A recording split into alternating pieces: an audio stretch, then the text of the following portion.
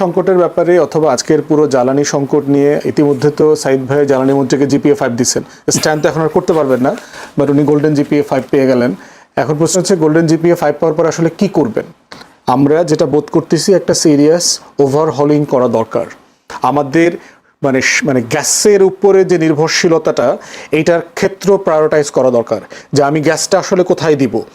দ্বিতীয়ত আমি সে কথাই বলছিলাম যে রেশনিংটা আমাদের কর্মঘণ্টাটা ফ্রেম আউট করতে হবে, ওইটা তো একটা আছে, প্লাস হচ্ছে যে আপনি মানে গ্যাসটা কোথায় খরচ করবেন এটার প্রায়োরিটি করা দরকার।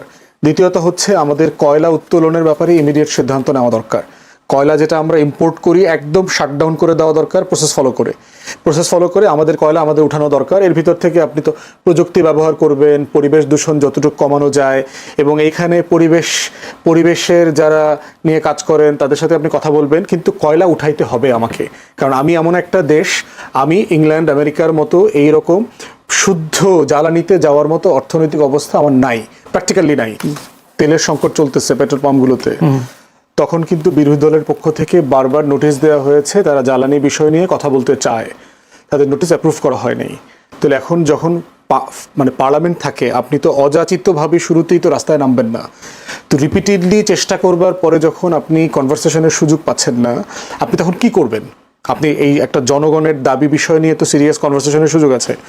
দ্বিতীয়ত হইলো দেখেন একটা কমিটি হইলো কখন, যখন দুইটা কোম্পানিকে, অপরিচিত অখ্যাত দুইটা কোম্পানিকে, ইংল্যান্ডের এবং সুইজারল্যান্ডের, যাদের ওয়েবসাইট পর্যন্ত খুঁজে পাই নেই, তাদেরকে আপনার চুক্তি মানে কাজ দেওয়া হইলো গভর্নমেন্ট থেকে সরাসরি 1 লক্ষ টন করে 2 লক্ষ টন মেট্রিক টন ব্যারেল আপনার তেল আনবার জন্য। সাথে সাথে দেখেন আপনার সব পেট্রোল পাম্প থেকে লাইন চলে গেছে।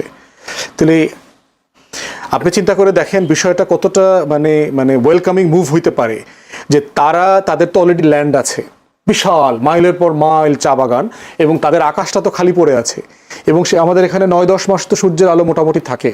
তাহলে তাদের সাথে যদি আমরা এই চুক্তিতে আসতে পারি যে আপনি সোলারে যাবেন, তারা ইনভেস্ট করবে, তাহলে প্রাইভেটাইজেশনটা আপনার কোথায় প্রায়োরিটি দেওয়া দরকার? আপনার গ্যাস প্রায়োরিটাইজ করা দরকার, তেল গ্যাস আমদানিকে বেসরকারি খাতে দেওয়া দরকার, না যেখানে আপনি শতভাগ সেক্টর প্রাইভেটাইজ দায়িত্ব নেবে আপনার দেশের লোক, নতুন প্লেয়ারদেরকে আপনি এখানে আনবেন, কোনটা করবেন? তাহলে এইটা নিয়ে কেন মাতামাতি নাই? কারণ আপনি সংকটটার ফোকাসটা কোথায় দেখছেন, খেয়াল করতেছেন? গ্যাস নাই, টার্মিনাল নাই, মানে আপনি দেখবেন যে টোটাল ক্রাইসিসটাকে 1-2টা চোকিং পয়েন্ট তৈরি করে। তাহলে আমরা বোধ করছি যেহেতু আমরা পরিবেশ বান্ধব এনার্জিতে মুভ করতে চাই, আমাদের দেশের সামার টপিক্যাল কান্ট্রি, আমার 9-10 মাস সূর্য আছে, চা শিল্পের সাথে জড়িত তাদের সাথে বসেন। একইভাবে দেখেন যারা রিনিউয়েবল এনার্জি নিয়ে কাজ করেন তাদের অ্যাসোসিয়েশন আছে, তাদের ব্যাপারে গত বছর অন্তর্বর্তীকালীন সরকারের সময় আমি ব্রিফিং করেছিলাম।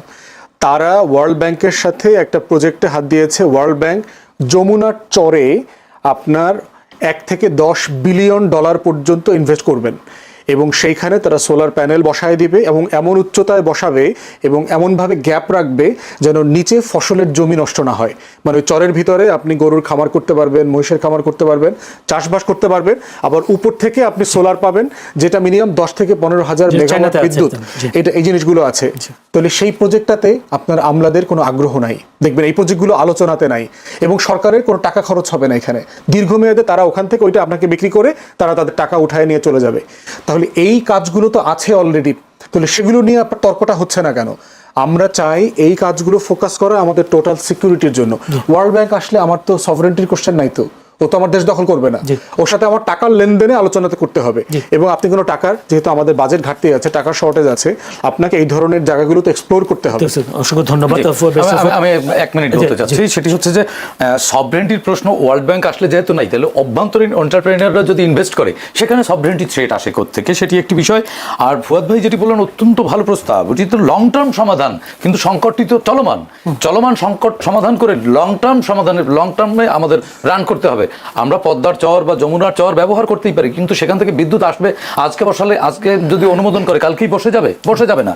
সো দ্যাট আমাদের এই শর্ট টার্ম সমাধানের জন্য আমি মনে করি রেশনিং, সবার আগে রেশনিং করতে হবে, এবং প্রাইভেটাইজেশন করে মনিটরিংটা যদি ভালোভাবে করা যায়, এবং আমলাতন্ত্র যদি হেজিমনি মুক্ত থাকে এবং নতুন কোনো হেজিমনি তৈরি না হয়, সেক্ষেত্রে এখানে জিপিএ 5 দিয়ে আমি খুব বেশি ভুল করিনি।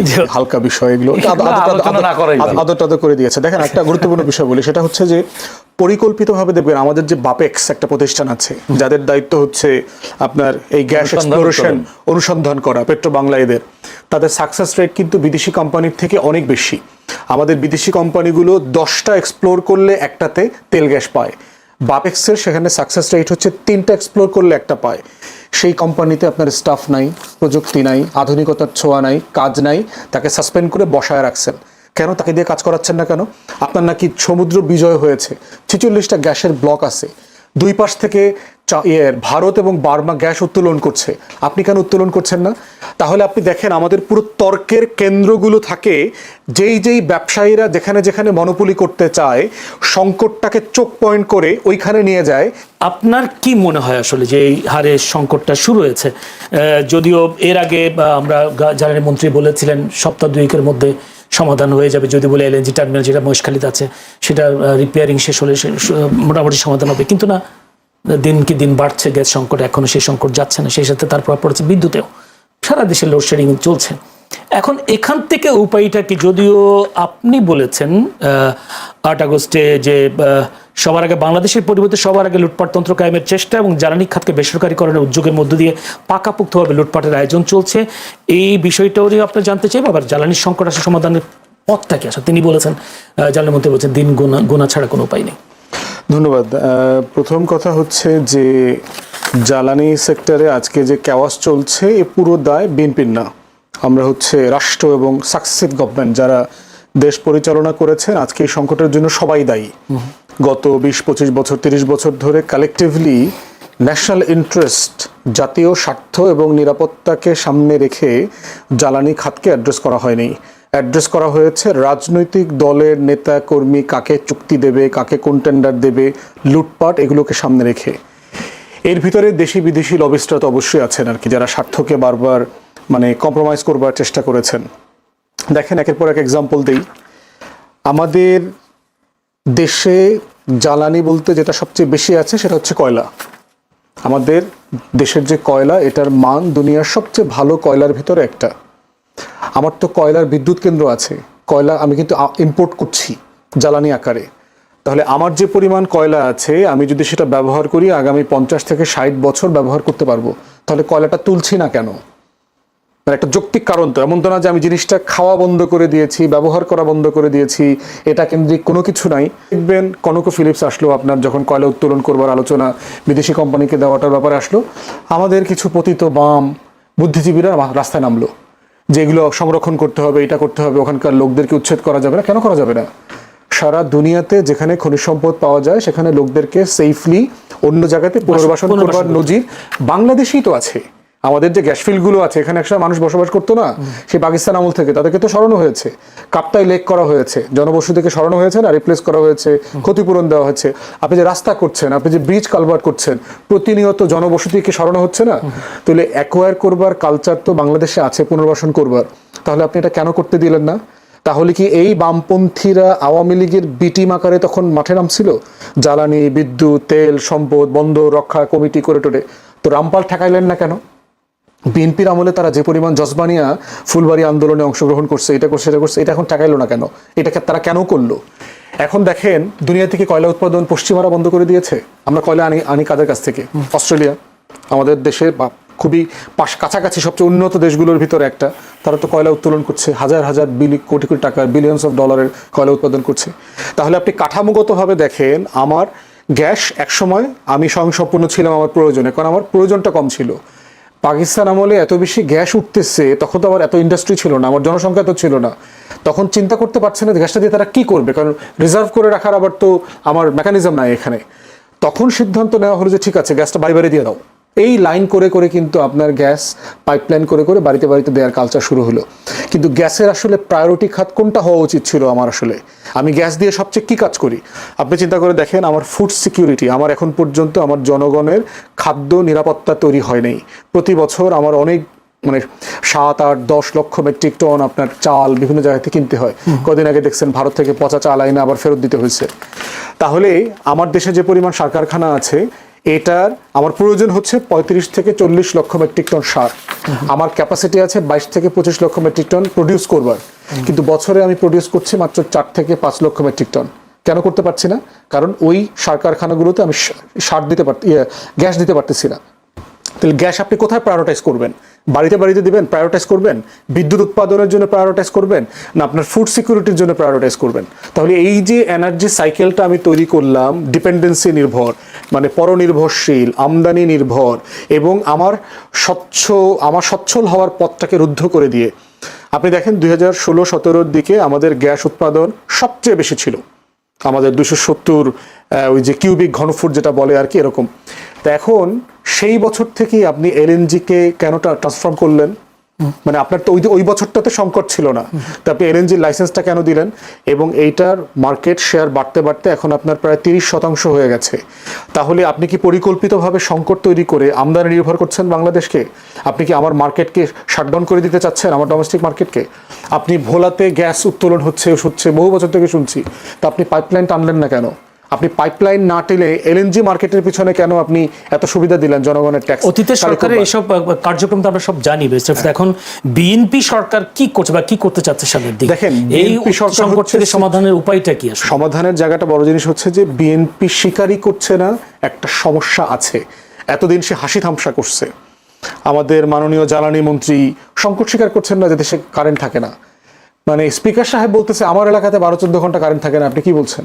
বিদ্যুৎই যদি না থাকে তাহলে বিদ্যুৎ স্পৃষ্ট হয়ে মানুষ মারা যায় কিভাবে? মানে এই হাস্যরস করতেছেন মানুষের জীবন নিয়ে। গতকালকে শুধু প্রতিমন্ত্রী অমিত ভাই দেখলাম দুঃখ প্রকাশ করেছেন। আপনি প্রথম দিন থেকে কেন দুঃখ প্রকাশ করলেন না? এটার জন্য আপনি দায়ী না, কিন্তু প্রশ্ন হচ্ছে আপনি দুঃখ প্রকাশ করে তো মানবিক আচরণ করবেন। দ্বিতীয়ত হচ্ছে জনগণ জানতে চায় যে এটা ম্যানেজ করবার জন্য আপনি কি করছেন। বলা হচ্ছে মহেশখালীতে আপনার ভাসমান টার্মিনালে আগুন লাগছে। এটা কিভাবে আমরা জানলাম? কোনো ইনভেস্টিগেশন হয়েছে? কেন হইল? কোনো কিছু কিন্তু আমরা জানি না। শুধু আমাদেরকে বলা হয়েছে ওখানে আগুন লাগছে। আগুনের কোনো ছবি দেখছি, কোনো প্রসেস জানি কি থেকে কি হইলো না হইলো, সারতে কেন দেরি হচ্ছে? তাহলে কি আপনি পরিকল্পিতভাবে একটা সংকট তৈরি করছেন, যেটা এর আগে তেলের সংকটের সময় আমরা দেখেছি? থার্ড হচ্ছে আমরা জানি না যে আপনি আগামী দিনগুলোতে কি করবেন, আপনার রোড ম্যাপটা কি।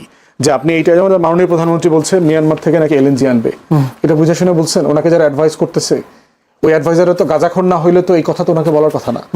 মিয়ানমার থেকে আপনি কিভাবে গ্যাস আনবেন, এলএনজি আনবেন রোহিঙ্গাদেরকে ফেরত পাঠানোর জন্য? সেক্ষেত্রে জ্বালানি মন্ত্রী বা জ্বালানি এবং প্রতিমন্ত্রীর বক্তব্যটাকে আপনি কি হয়েছেন? আপনি দুরকম মনে হচ্ছে তাদের বক্তব্য। আমি কোনো প্ল্যান দেখতে পাচ্ছি না। একটা বিষয় হচ্ছে তাদের ভিতরে রিগ্রেট যে আমাদের একটা রাষ্ট্রীয় ফেলিওর, আমরা করতে পারছি না, জনগণের প্রতি তাদের সিম্প্যাথি দেখানো।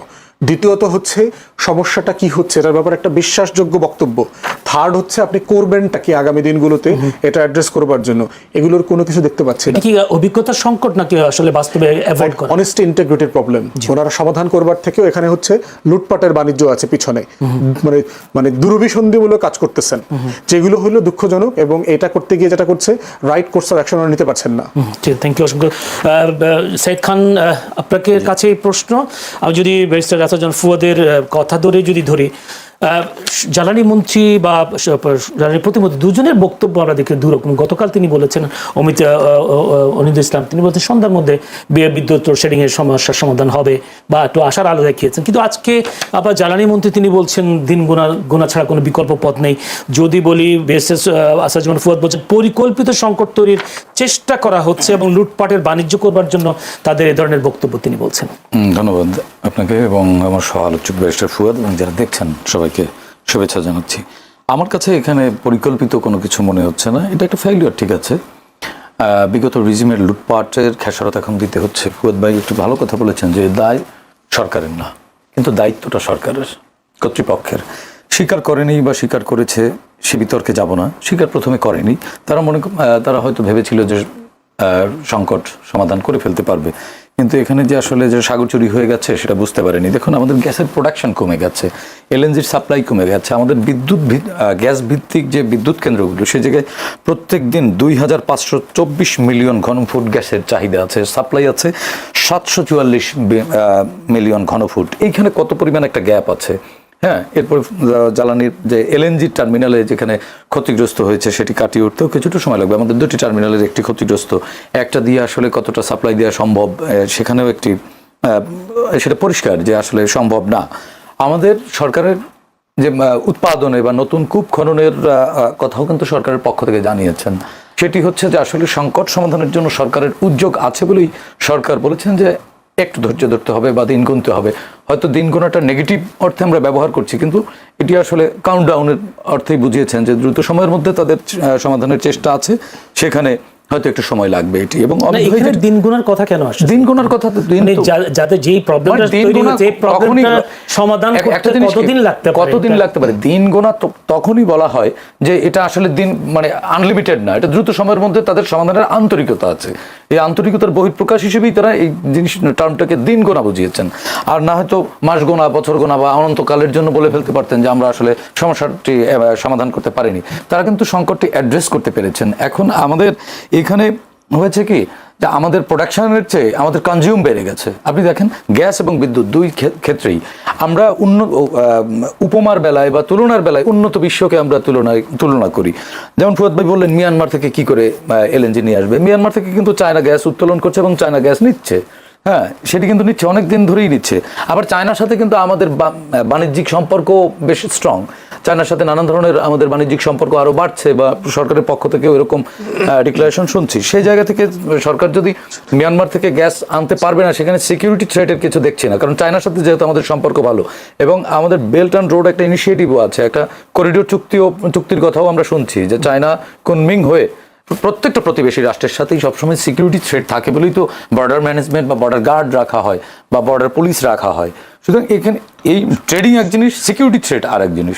সিকিউরিটি থ্রেটটা হচ্ছে একটা সন্ত্রাসী কার্যক্রম বা এক ধরনের রাষ্ট্রের সাথে রাষ্ট্রের। এখানে মিয়ানমারের একটি বিচ্ছিন্ন জনগোষ্ঠীর সাথে কিন্তু বিচ্ছিন্ন জনগোষ্ঠী আমাদের সিকিউরিটি থ্রেট থ্রেট করছে। রাষ্ট্র মিয়ানমার তো আমাদের থ্রেট করছে না, বা রাষ্ট্র বাংলাদেশও মিয়ানমারকে থ্রেট করছে না। এখানে একটা প্রশ্ন, সেটা হলো মিস্টার ফুয়াদি বলেছেন যে টার্মিনালে যে আগুন লেগেছে বা সমস্যা ক্ষতিগ্রস্ত হয়েছে, মানে উনি বলছেন যে এদের কোনো ছবি বা কিছুই নেই, কিন্তু সরকার কি কিছু গোপন করতে চায়? না, এখানে সরকার গোপন। এলএনজি টার্মিনাল যে ক্ষতিগ্রস্ত এটি তো ওপেন সিক্রেট, এটি অনেক আগেই ক্ষতিগ্রস্ত হয়েছে, এটি প্রকাশিত খবর। এটি গণমাধ্যমে বহু আগেই প্রকাশ পেয়েছে যে একটি টার্মিনাল থেকে সরবরাহ করা হচ্ছে এবং সেই সরবরাহের ঘাটতিও রয়েছে। আমাদের এখানে 39টি বা কয়টি যেন আমাদের এলএনজি ক্যারিয়ারও রয়েছে, সেই ক্যারিয়ারগুলো অলস বসে আছে। এগুলো আমরা গণমাধ্যমে কিন্তু আমরাই খবর প্রকাশ করেছি, প্রচার করেছি। আরেকটি দিন আমি সবচেয়ে যে গুরুত্বপূর্ণ যে জায়গাটি আমার কাছে মনে হয়, দেখুন সংকটটি শর্ট টাইম সমাধানে গেলে হবে না। এখন হয়তো মনে করেন কোনো না কোনোভাবে সমাধান করা গেল, বা বিদেশ থেকে বাড়তি দামে এলএনজি এনে বা বিদ্যুৎ উৎপাদন করে বিদ্যুৎ আমদানি করে সরবরাহ স্বাভাবিক করা গেল, এটি কিন্তু সমাধান না। সমাধান হচ্ছে আমাদের চায়না মেথড, জাপান মেথড বা উন্নত বিশ্ব যেভাবে তাদের এনার্জি ম্যানেজমেন্ট বা এনার্জি রেশনিংটা করে, ওই রেশনিংয়ে আমাদের স্থায়ীভাবে যেতে হবে। ভোর 5টায় তারা দিনের আলোকে সর্বোচ্চ ব্যবহার করছে, এবং আপনার যদি চীনে সন্ধ্যার পরে বা রাত 8টার পরে আপনার ক্ষুধা লাগে, আপনি কিন্তু কোনো রেস্টুরেন্ট খোলা পাবেন না, কোনো শপিং মল খোলা পাবেন না। হ্যাঁ, তারা কিন্তু শাটডাউন, টোটালি শাটডাউন। তারা কর্মঘণ্টা, আমরা শুধুমাত্র সরকারি বা বিভিন্ন সেক্টরে কর্মঘণ্টা নির্ধারণ করি, আমরা সাধারণ মানুষেরও কর্মঘণ্টা নির্ধারণ করা উচিত। আপনি দেখুন ভোর 4টার সময় কারওয়ান বাজারে সবজির বাজার খোলা হয়, পরের দিন ভোর 4টায় বন্ধ হয় না। তার মানে কিন্তু 24 ঘন্টা এনার্জি কনজিউম হচ্ছে। এর পাশাপাশি দেখুন একেবারে অনুমোদনহীন আমাদের ইদানিং সারা বাংলাদেশে, নট অনলি ইন ঢাকা, সারা বাংলাদেশে অনিবন্ধিত একটা ওই বৈদ্যুতিক চার্জের যে অটোরিকশা, 3 হুইলার, এগুলো হয় কি ডোমেস্টিক লাইন থেকে রিচার্জ করে, হ্যাঁ, কিন্তু তারা ইউজ করছে কমার্শিয়াল কাজে। এই জায়গাটিতেও তার ওই যে লাইনটা, ওই লাইনটা কিন্তু ডোমেস্টিক রেটে কানেক্ট করা হয়, সেখান থেকে কাজ করা হচ্ছে কিন্তু কমার্শিয়াল কাজ। এই জায়গাটির সবচেয়ে বেশি বিদ্যুৎ কিন্তু এরা কনজিউম করছে। সুতরাং আমাদের এখন কর্মঘণ্টা নির্ধারণ করতে হবে যে জনগণ আসলে প্রত্যেকটা সেক্টরেই কর্মঘণ্টা থাকতে হবে। এবং চায়নার পথে যদি আমরা যাই, বা চায়না জাপান যেটা করছে যে রাতে আসলে এত আলোকসজ্জার দরকার নেই, সেই জায়গাটা স্থায়ীভাবে এই রাত 8টার পর শর্ট টাইমের সিদ্ধান্ত দেয়া, মুদি দোকান আপনার 24 ঘন্টা খোলা, ভাই এটা কেন দরকার? আপনি যেই কথা, যে সমস্যাগুলোর কথা বলছেন, এইগুলো সমস্যার সমাধান করতে দীর্ঘমেয়াদী, এটা দীর্ঘমেয়াদী বিষয়, কিন্তু সংকটটিও তো দীর্ঘমেয়াদী। সংকটটি তো এটা শর্ট টার্ম না। সংকট সমাধানের উপায় এই মুহূর্তে সরকার তো তাদের ইনিশিয়েটিভের কথা জানাচ্ছে যে তারা নতুন এলএনজি আমদানি করবার চেষ্টা করছে, হ্যাঁ, একটু বাড়তি দামে হলেও। আপনি দেখেন বৈশ্বিক যখন জ্বালানি ক্রাইসিস শুরু হয়েছিল, তখন কিন্তু আমাদের দেশে কিন্তু জ্বালানি সংকট অতটা প্রকট হয়নি। বিভিন্ন দেশ শাটডাউন হয়ে গিয়েছিল, আমাদের দেশ কিন্তু ন্যাশন ওয়াইড শাটডাউন হয়নি। হয়তো হবে মানে এটা শর্ট টাইমেই সমাধান করবে আমার কাছে মনে হয়। এবং ফুয়াদ ভাই আরেকটি কথা বলেছেন যেটি যে লুটপাট তন্ত্র, এটি একটা মেঠো বক্তব্য আমার কাছে মনে হয়, রাজনৈতিক একটা হাইপার ধরে রাখা আমার কাছে মেঠো বক্তব্য মনে হয়। এবং ফুয়াদ ভাইরা তো বিরোধী দলেরও উচিত, কিন্তু বিরোধী দলেরও দায় আছে। ফুয়াদ ভাই ভোট পায়নি, ইগল মার্কায় ভোট করে ফুয়াদ ভাইও তো ভোট পেয়েছে। ধরে নিলাম উনি নিকটতম প্রতিদ্বন্দ্বী ছিলেন, উনি অল্প কিছু ভোটের ব্যবধানে হেরে গেছেন, কিন্তু ওনার উপরেও তো মানুষ আস্থা রেখেছে। সেই মানুষদেরও তো লোডশেডিং হচ্ছে, গ্যাসের ক্রাইসিস হচ্ছে। সুতরাং সংকট সমাধানের জন্য শুধু সরকারের দিকে তাকিয়ে থাকলে হবে না। ভুলটা আইডেন্টিফাই যেহেতু হয়েছে, সরকার বিরোধী দল সবাই মিলেই এই রাষ্ট্র গঠন করতে হবে। শুধুমাত্র সরকারকে ভোট দিয়েছে জনগণ, বিষয়টি এমন না। ফুয়াদ ভাইও তো দায়বদ্ধ, ফুয়াদ ভাইকে ভোট দেয়নি, আমিও তো ধরেন ভোট দিয়েছি, যাকে ভোট দিয়েছি সে জিতেছে না হেরেছে আমি তো জানি না, তারও দায়বদ্ধতা আছে। সুতরাং রাষ্ট্রীয় এটাকে চ্যালেঞ্জ হিসেবে নিয়ে সমস্যা সমাধান দুই পক্ষেরই আঘাত, সরকার বিরোধী দল। ছোট্ট একটা বিরতিতে যাচ্ছি, দর্শক আমাদের সঙ্গে থাকবেন, বাকি সময়টাও আমাদের সাথে থাকবে সেই প্রত্যাশায় যেতে চাই ব্যারিস্টার আসাদুজ্জামান ফুয়াদের কাছে। ব্যারিস্টার আসাদুজ্জামান ফুয়াদ, আপনি সেই 8ই আগস্টে যে সম্মেলন বা সংবাদ সম্মেলন করছেন, সেখানে আপনি একটি কথাও বলেছেন যে বিএনপি সরকার অতীত জ্বালানি খাতে কার্যকর ও টেকসই সিদ্ধান্ত নিতে ব্যর্থ হয়েছে। যারা অতীতে ব্যর্থ হয়েছেন তাদের পুনরায় একই দায়িত্ব দিয়ে এবার সফলতা আশা করা কতটা বাস্তবসম্মত, জনগণ তা জানতে চাই। এই প্রশ্নের আপনি কি বোঝাতে চেয়েছেন একটু পরিষ্কার করে বলবেন। সেই সাথে সাইদ খান যদি বলেছেন যে আসলে সরকার এবং বিরোধী দল একে অপরের পরিপূরক, সেক্ষেত্রে এমন একটি সংকটের মধ্যে বিরোধী দলের পক্ষ থেকে কোনো ধরনের সহযোগিতা কিংবা পরামর্শ এসব কিছু আসছে না। প্রথম কথা হচ্ছে, মাননীয় জ্বালানি মন্ত্রী তখন প্রতিমন্ত্রী ছিলেন সম্ভবত, বিদ্যুৎ প্রতিমন্ত্রী, কত সাল 1 থেকে 6 কথা বলছি আর কি। এবং উনি তখন জ্বালানি সেক্টরে পার্টিকুলারলি বিদ্যুৎ নিয়ে যে পরিমাণ ডিজাস্টার করছেন, যে আপনার এই যে খাম্বা টেন্ডার আউট করে ফেলছেন কিন্তু লাইন নাই, মানে একটার সাথে একটা কনসিস্টেন্ট থাকবে না, যেটা আওয়ামী লীগের আমলে আমরা দেখেছি। গ্যাস উত্তোলন করেছেন, কিন্তু আপনি গ্যাস উত্তোলন করছেন, তারপর কি করবেন? পাইপ বসাইতে হবে তো। এই জন্য দেখেন ভোলা থেকে যে পরিমাণ গ্যাস উঠানোর ক্যাপাসিটি আমার আছে, তার 30% আমি ডিস্ট্রিবিউট করতে পারছি না, কারণ পাইপের এক্সটেনশন লাইন নাই। এবং যেটা আছে সেটা হচ্ছে বিভাগের মধ্যে আছে, জেলার মধ্যে আছে। তো একই ধরনের লোক যিনি এর আগে ফেল করছেন, তাকে চাকরি থেকে, তাকে ওই পদ থেকে সরিয়ে দেওয়া হয়েছে। সে এমন কি যোগ্যতা নতুন করে গত 17 বছরে অর্জন করলেন, যেটার কারণে তাকে আবার দায়িত্ব দিলেন? তারপর তো তার বয়স হয়েছে, সব বাস্তবতা মিলায়। তো এই জন্য আমরা বোধ করছি যে এইটা যে পরিমাণ টেকনিক্যাল এক্সপার্টিস থাকা দরকার, সবচেয়ে বড় জিনিস অনেস্টি, ইন্টেগ্রিটি থাকা দরকার। ন্যাশনাল প্রবলেম ডিল করবার জন্য অনেস্টি থাকা দরকার, আন্তরিকতা থাকা দরকার। দেখেন, সমাধানের ব্যাপারে বারবার বলছেন বিরোধী দলের প্রথম কাজ কি? আমরা যদি কথা না বলতাম তাহলে এনটিআরসির টিচার অ্যাপয়েন্টমেন্ট ইতিমধ্যে গভর্নিং বডির কাছে চলে যাইতো। আমরা যদি কথা না বলতাম তাহলে আপনার বসুন্ধরা ইতিমধ্যে কাজ পেয়ে যাইতো, কারণ ইতিমধ্যে বসুন্ধরার জন্য তো বিপিসির চেয়ারম্যানকে খাইয়ে ফেলছে, জ্বালানি সচিবরে খাইয়ে ফেলছে সরকার। কি জন্য? কারণ সে একটা নীতিমালা প্রশ্নে একটা মতামত দিয়েছে। একটা কোম্পানি দেশের থেকে বড় হয়ে যাচ্ছে, ওয়ালমার্ট, আপনার তার $1 ট্রিলিয়ন, ইলন মাস্ক ট্রিলিয়নিয়ার, মানে একটা হাস্যরসের ব্যাপার না তো। তাহলে আপনি দেখেন বসুন্ধরা ইতিমধ্যেই আপনার এলএনজি মার্কেটের লায়ন শেয়ার তার নিয়ন্ত্রণে। এরপর যদি তাকে আপনি এনার্জি মার্কেটে আরও বড় প্লেয়ার হইতে দেন, সে বিটুমিন তৈরি করতেছে, ওখান থেকে আপনার যে বাই প্রোডাক্ট আসতেছে ডিজেল এবং ফার্নেস অয়েল, সেইটা তার লায়ন শেয়ার তার কাছে। কম্পিটিশন আইন আছে দেশে, ট্যারিফের রেগুলেটরি রেজিম আছে। এইখানে আপনি এই কোম্পানিকে তো আর দিতে পারেন না। সামিটের একটা টার্মিনাল করার অনুমতি দেওয়া ছিল, যেটা অন্তর্বর্তীকালীন সরকার বাতিল করে দিয়েছে। সেইটা আবার আপনি এই বাতিল আদেশটা আবার উইথড্র করে নিয়েছেন। এর মানে এই যে 2টা টার্মিনালের পরে 3rd টার্মিনাল সামিট করতে পারবে। প্রশ্ন হচ্ছে, আমি সামিটের বিপক্ষে না, সামিট ব্যবসা করুক, কিন্তু এনার্জি মার্কেটে, বিদ্যুতে তাকে আপনি আর ঢুকতে দেবেন কিনা? কারণ তার যে কুইক রেন্টালের লেগাসি আছে, দেশ তো ক্ষতিগ্রস্ত হয়েছে এই পুরো প্রসেসের মধ্য দিয়ে। সামিটের মতো করে তাকে যদি এখন আপনি আবার এনার্জি মার্কেটে ঢুকতে দেন, রাষ্ট্র তো জিম্মি হয়ে যাবে। এরপরে দেখেন এই যে এক্সেলারেটর লিমিটেড, যে আমেরিকান কোম্পানির কথা বলা হচ্ছে, এটা তো ফ্রন্টে, এটার এমডি না কে যেন আজকে আসতে দেখলাম, প্রধানমন্ত্রীর সাথে দেখা করছে, 25টা বিগ কোম্পানির। এর পিছনে তো জয় আছে, আমরা তো জানি আগে থেকে। টেন্ডার ছাড়া সিম্পলি এই কোম্পানিকে কাজ দেওয়া হয়েছে। বিদেশ থেকে 18% সুদে নাকি সে ইনভেস্ট করছে, এই টাকা বাংলাদেশকে শোধ করতে হয়েছে। কোনো প্রসেস নাই। যেই ঠিকানাতে এটা রেজিস্ট্রেশন করা আছে আমেরিকাতে, ওই ঠিকানাতে প্রচুর শত শত কোম্পানি রেজিস্ট্রেশন করা আছে। বাংলাদেশ ব্যাংক, জ্বালানি মন্ত্রণালয়, বিপিসি, পেট্রোবাংলা সবাই বলেছে যে এখানে সরকারের নাম না বলার শর্তে সরকারের গুরুত্বপূর্ণ মহল জড়িত আছে। আমরা তো খবর পাইছি গুরুত্বপূর্ণ মহলটা কে।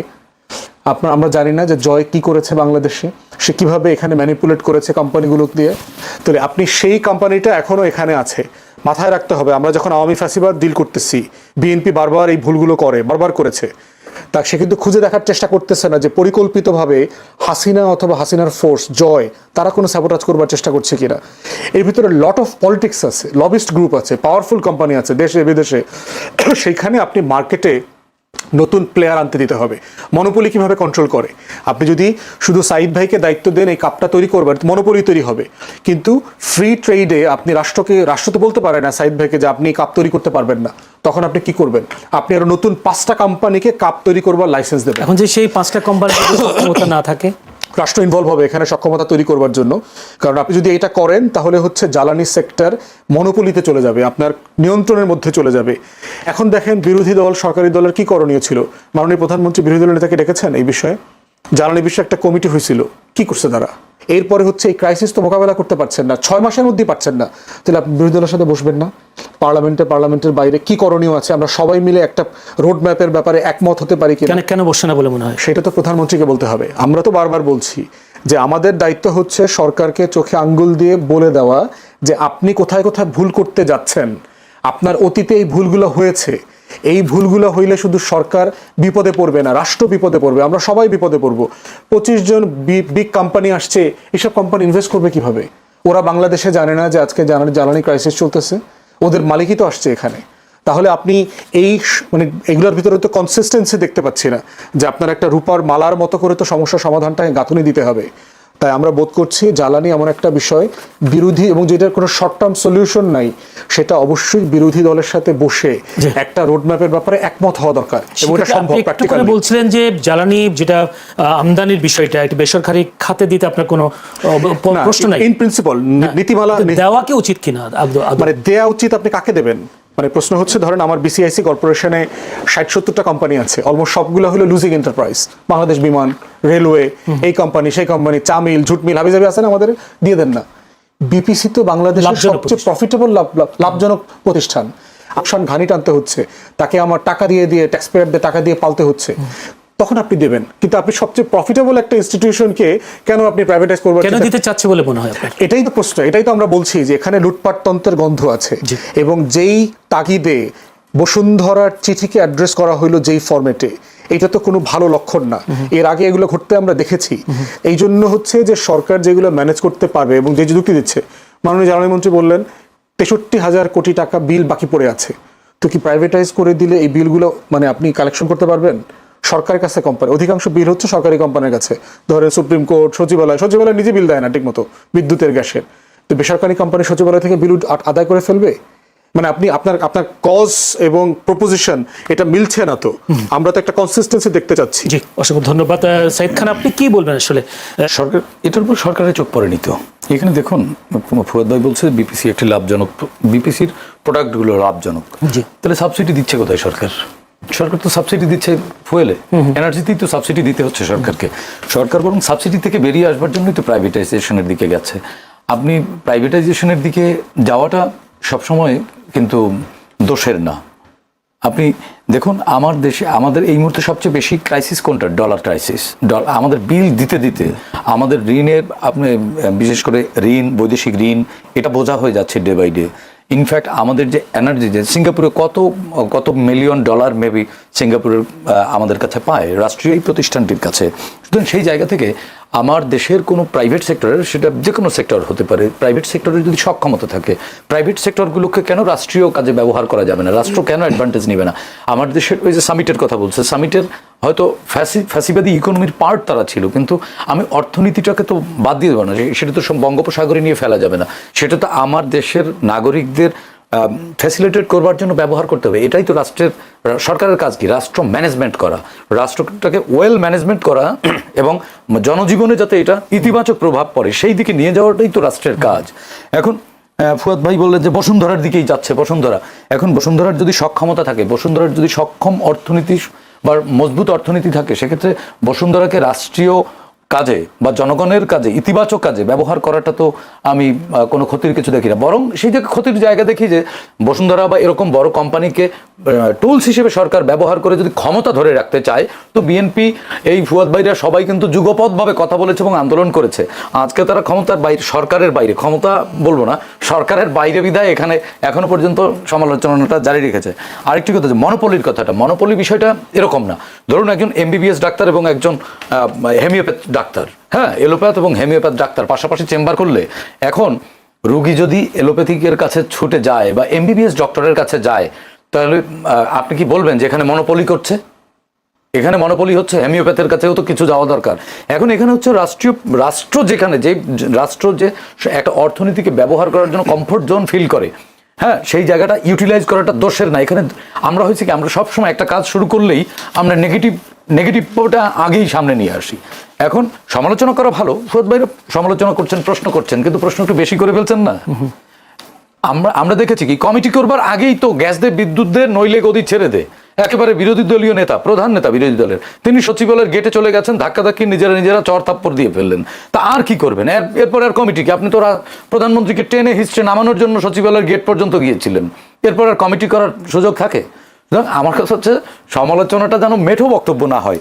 হ্যাঁ, এখানে আমি মনে করি প্রাইভেট সেক্টরে দিলে রাষ্ট্রের যে সাবসিডি দেবার যে রেকর্ড পরিমাণ সাবসিডি দিতে হচ্ছে, সেখানে বেসরকারি যে এন্টারপ্রেনিয়ারদের যে অর্থগুলো অলস পড়ে থাকে, বা বেসরকারি এন্টারপ্রেনিয়াররা যে অর্থটা রাষ্ট্রের ইতিবাচক কাজে ব্যবহার করতে পারে, সেটি ব্যবহৃত হবে। এবং আরেকটি কথা বললেন না, সে সেবাটা নাই, প্রাইভেট কোম্পানি তো ব্যবসা করবে, সে তো আর রাষ্ট্রের মতো মানে সরকারি মাল দরিয়ামে ঢাল, এই মানসিকতার না। বরং আমাদের এখানের সবচেয়ে বড় সংকট কোনটি জানেন? আমাদের সরকারের আমলাতন্ত্রের মধ্যে একটা গা ছাড়া ভাব রয়ে গেছে। লাস্ট রিজিমে যেমন একটা মুজিববাদী আমলাতন্ত্র তৈরি হয়েছিল, এরকম একটা আমলাতন্ত্র তৈরি হবার মানসিকতা আমলাদের মধ্যে দেখছি, যে জাতীয়তাবাদী আমলাতন্ত্র, এটি বরং সবচেয়ে বড় থ্রেট হয়ে যেতে পারে। এই আমলাতন্ত্র যখন কোনো হ্যাজিমনি তৈরি করে, সেটি রাষ্ট্রকে সবচেয়ে হুমকির মুখে ফেলে। বরং আমি মনে করি প্রাইভেটাইজ করা গেলে, এবং যদি সেটি মনিটরিং করা যায়, প্রপার মনিটরিং করা যায়, ফুয়াদ ভাইয়ের সাথে আমি সুর মিলিয়ে বলছি যে লুটপাট তন্ত্র যদি কায়েম না করে, হ্যাঁ, এবং প্রধানমন্ত্রী এবং সরকারের অধিকাংশ মন্ত্রীদের যে অ্যাটিটিউড, তাতে লুটপাট তন্ত্রে তারা যাবে বলে মনে হচ্ছে না, এখনো যায়নি। সুতরাং এটি যদি রেগুলেট করা যায়, এটি যদি মনিটরিং নিশ্চিত করা যায়, তাহলে ফুয়াদ ভাইয়ের লুটপাট তন্ত্র কায়েম হবে না, এবং যে আকাঙ্ক্ষায় এই সরকারটিকে জনগণ বসিয়েছে, সেই আকাঙ্ক্ষা পূরণ হবে। কারণ আমার কাছে সময় কম, যে কথাটা বলছেন যে বিএনপি সরকার অতীত জ্বালানি খাতে কার্যকর টেকসই সিদ্ধান্ত নিতে ব্যর্থ হয়েছে, যারা অতীতে ব্যর্থ হয়েছেন তাদের পুনরায় একই দায়িত্ব দিয়ে এবার সফলতা আশা করার কথাটা সে প্রশ্ন তো জবাব দিলাম। একবার এসএসসিতে ফেল করছে, পরবর্তীতে তো সেই ছাত্রের স্ট্যান্ড করবারও রেকর্ড আছে, রেকর্ড আছে, মানে তিনি এখন অভিজ্ঞতা সম্পন্ন হয়ে আপনি মানে হেরে গেছেন মানে হারিয়ে গেছেন, বিষয়টি এমন না। হ্যাঁ, এখানে হাসিনা লুটপাট করে একটা বাস্কেট, একটা বটমলেস বাস্কেট রেখে গেছে। এখন বটম তো নির্মাণ করবার জন্য সময় দিতে হবে। 6 মাস এনাফ সময় না। সরকারের ফুয়াদ ভাইরা সমালোচনা জারি রেখেছেন, প্রশ্ন করবেন, খুবই ভালো, কিন্তু একেবারে সরকারের হাত ধরে টেনে নামানোর জন্য সচিবালয়ের গেটে যাওয়ার মতো সময় হয়নি এখন। এবং আই রিপিট অ্যাগেইনলি, আমি এবং দায়িত্ব নিয়ে বলছি যে উন্নত বিশ্বে এই এনার্জি সেক্টর প্রাইভেটাইজ করা, এবং উন্নত বিশ্ব এক্ষেত্রে সফলতা দেখিয়েছে। তারা মাঝে মাঝে তারা করাচির উদাহরণ আনে, বিরোধী দল কিন্তু ইতিমধ্যে বলছে করাচিতে ফল ডাউন করেছে। কই, নিউ ইয়র্কে তো ফল ডাউন করেনি, ওয়াশিংটনে তো ফল ডাউন করেনি, চায়নায় তো ফল ডাউন করেনি, দিল্লিতে তো ফল ডাউন করেনি, এনার্জি তো তারা ফল ডাউন করেনি, ওখানে তো প্রাইভেট সেক্টরকে মনিটরিং করতে হবে। এজন্য প্রয়োজন রাজনীতিকদের দেশপ্রেম। রাজনীতিকদের মধ্যে দেশপ্রেম থাকলেই প্রাইভেট সেক্টর লুটপাট এবং মনোপলিও করতে পারে।